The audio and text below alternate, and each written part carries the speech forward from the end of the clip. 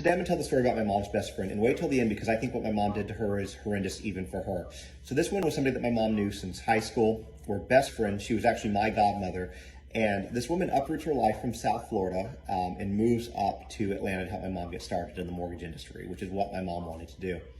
And the story I had always heard from my mom was that my godmother committed mortgage fraud and the owner of the company had moved her into a different position, which I always thought was weird because if you have an employee that's committing mortgage fraud, that's a pretty major offense and a pretty major accusation, and you're not going to keep it there. So I always thought that was weird.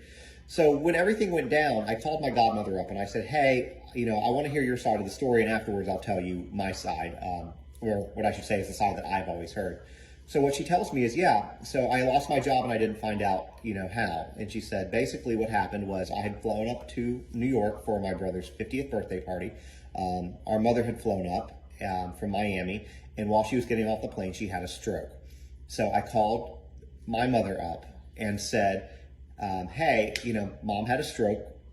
I need to stay in New York. We're trying to figure out if we can get her back to Miami or if we need to get her help here or whatever the case was. And my mom said, take your time. Again, this is somebody that she's known since high school.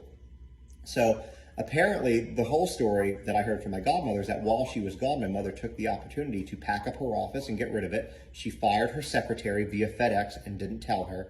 And when my godmother walked back in, and this is again late 90s, walked back into the office, she had no job. And I said, well, the reason I had heard that you had gotten terminated was because you were committing mortgage fraud. And she says, that's a bold-faced lie. Your mother was the one committing mortgage fraud. And I'll tell you this, my mom one time let it slip that she was making over $400,000 a year back in the late 90s, early 2000s. And it was during the time of mortgages. So I don't have any tangible proof of it, but I believe it.